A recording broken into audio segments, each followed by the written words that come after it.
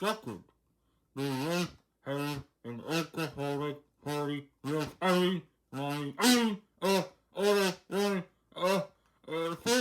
Arcadia is controlled by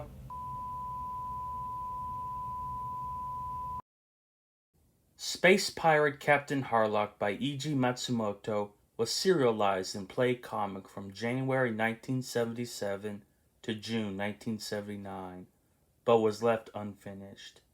Matsumoto originally intended the story to be an anime, but that wouldn't come to fruition until 1978, so he went ahead with the manga.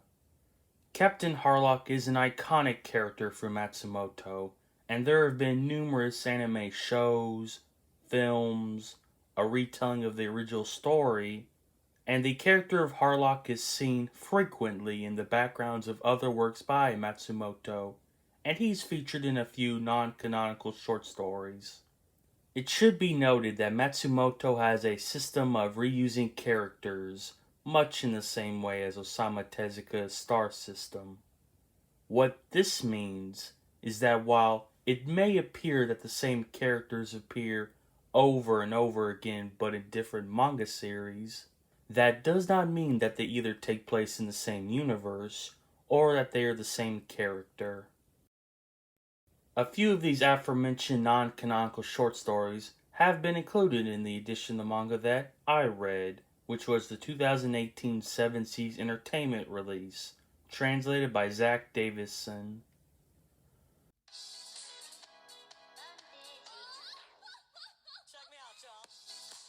The creator, E.G. Matsumoto, was born January 25, 1938, in Karume.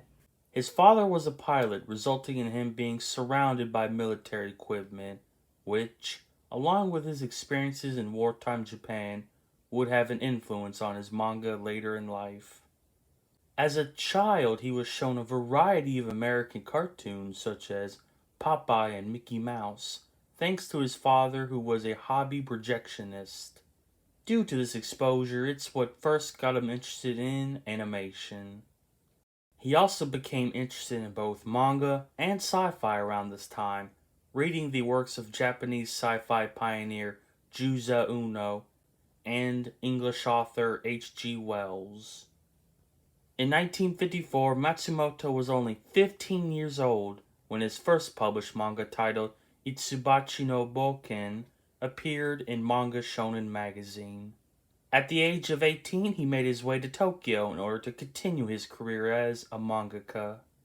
He then began creating a wide variety of manga, including both sci-fi as well as a number of shoujo manga, which resulted in him meeting his wife, Miyako Maki, who was also a manga artist. It wouldn't be until 1971, with the publication of Otoko Oidan in Weekly Shonen magazine, that Matsumoto would gain major recognition.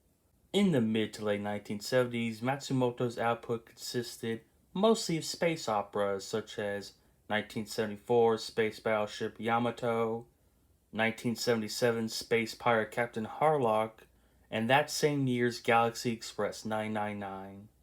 It was these works that he is most known for and resulted in the creation of his own complex and interconnected universe. He also became active in the anime industry, with all of these sci-fi works mentioned getting anime adaptations. It was because of these anime that he was chosen as a collaborator to work with Daft Punk in their 2003 film/music video Interstellar 5555. Matsumoto is still alive, and he continues to create manga and work on anime projects up to this very day. Overall, his works are known for their unique art style, their melancholy/dark atmospheres, and their melodramaticism, all of which can be found in today's manga.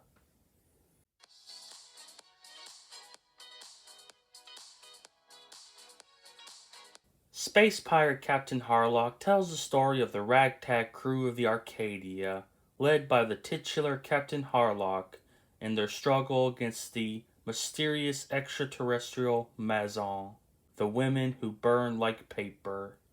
The manga takes place in the year 2977 and opens with a giant black sphere crashing into the earth. The sphere contains unknown writing which, when deciphered using Maya and Incan hieroglyphs, reads, "Here is the second homeland of the omnipotent Mazon." Earth's population doesn't seem to care about this sphere, however, due to a general laziness and apathy that has overtaken the population. The only ones who really seem to fear this object is the scientist Daba, who works with his son Tadashi to monitor it. In researching the origins of the sphere, Daiba is killed by a mysterious tall woman in a black robe. She then tries to kill Tadashi, but is stopped by the space pirate Captain Harlock. He tells Tadashi of the danger the Earth is in, and tells him of the Mazon. He then invites Tadashi to see his spaceship, the Arcadia, and to tell him more of the Mazon. The Prime Minister learns that Tadashi has met Harlock, and in an attempt to capture and put a stop to the space pirate, he lockups Tadashi as bait for a trap intended for Harlock. It works, but the Prime Minister's plan fails due to the incompetence of the guards and the military. Harlock then takes Tadashi aboard the Arcadia to show him what his crew is like and to invite him to join in their mission to defend Earth from the Mazon. Tadashi is hesitant to join due to the ship's seemingly loose and free nature. But after returning to Earth, the Mazon kill one of his father's friends, and he finally decides that he is sick of Earth and joins Harlock on the Arcadia. Once there, Harlock begins to take Tadashi under his wing as they set out on a course to defend Earth from Mazon attacks and to learn more about them. The Mazon wastes no time in trying to destroy Harlock as the Arcadia slowly begins to learn more about these women from deep space, ruled by Queen Lafrissa. They learn about the Mazon's stranglehold on the universe, as well as their plans for Earth. So, what exactly are the Mazon, and what is their purpose? What about Tadashi? Will he become an invaluable member of the Arcadia? And finally, why exactly does Captain Harlock fight to defend the Earth, which he so loathes? There are tons of more mysteries to be uncovered in this manga that I haven't even begun to mention. But in order to find out about them for yourself, you're just going to have to read the manga.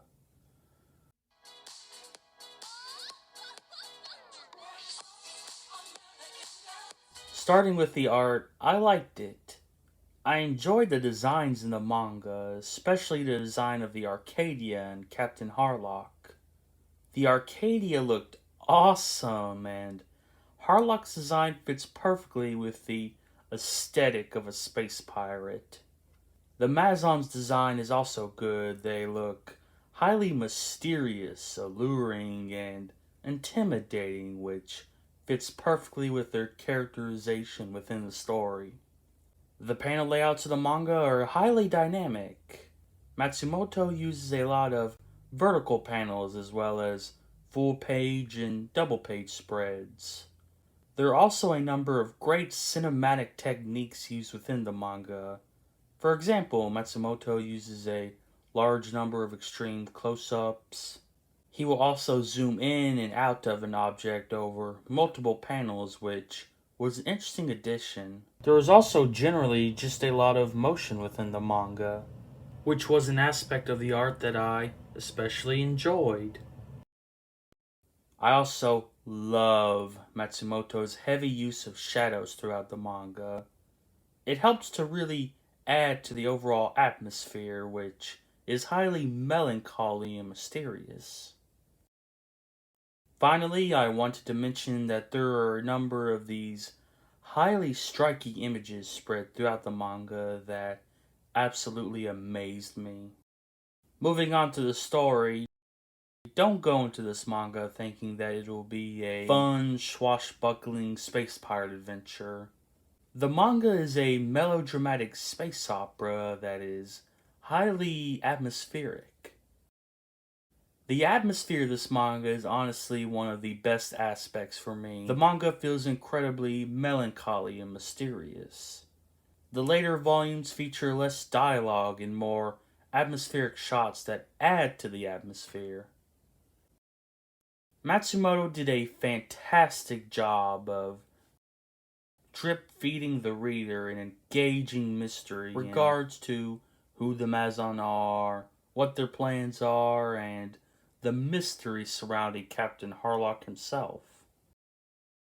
There were some mysteries and plot points, however, that did feel like they either went nowhere or were not well done, such as the secretary subplot, the torpedo that attacked the Arcadia, and finally the mystery of the ship itself, which was just incredibly obvious.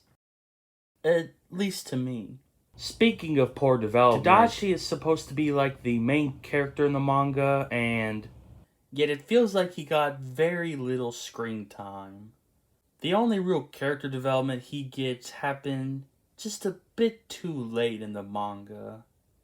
For most of it, he is honestly just in the background, not doing much. The antagonists of the manga, the Mazon, were done okay. Again, they are a mysterious foe, and they show a good humanistic side that makes them interesting and their story tragic. The Mazon, however, are supposed to be these highly threatening and powerful forces, and yet the battles that the Arcadia engages in with them were underwhelming, making them feel not too threatening.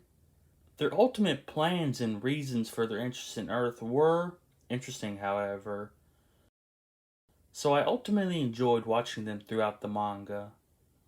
One final thing related to characters that I wanted to mention has to do with the number of just great character moments that occur throughout the manga, such as the conversation in Volume 1 between Harlock and Mime.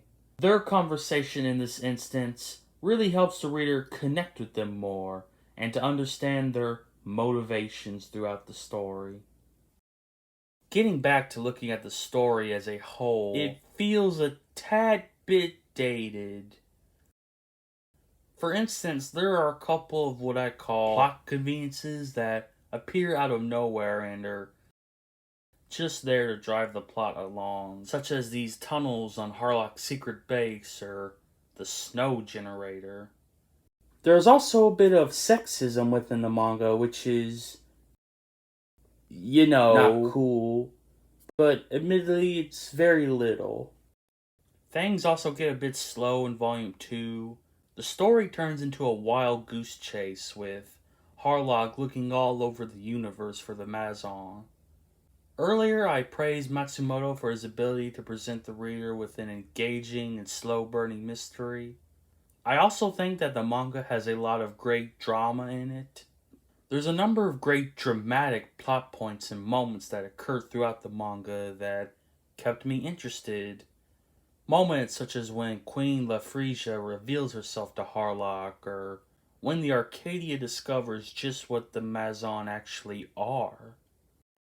One final point related to story I wanted to mention has to do with the morals and themes of the manga. To me, they felt a bit muddled.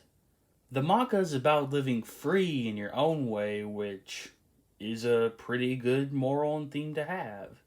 And yet, the crew of the Arcadia are pretty gun-ho on the idea that killing fixes everything, which, I don't know about you, but that feels like a bit of a contradiction to me.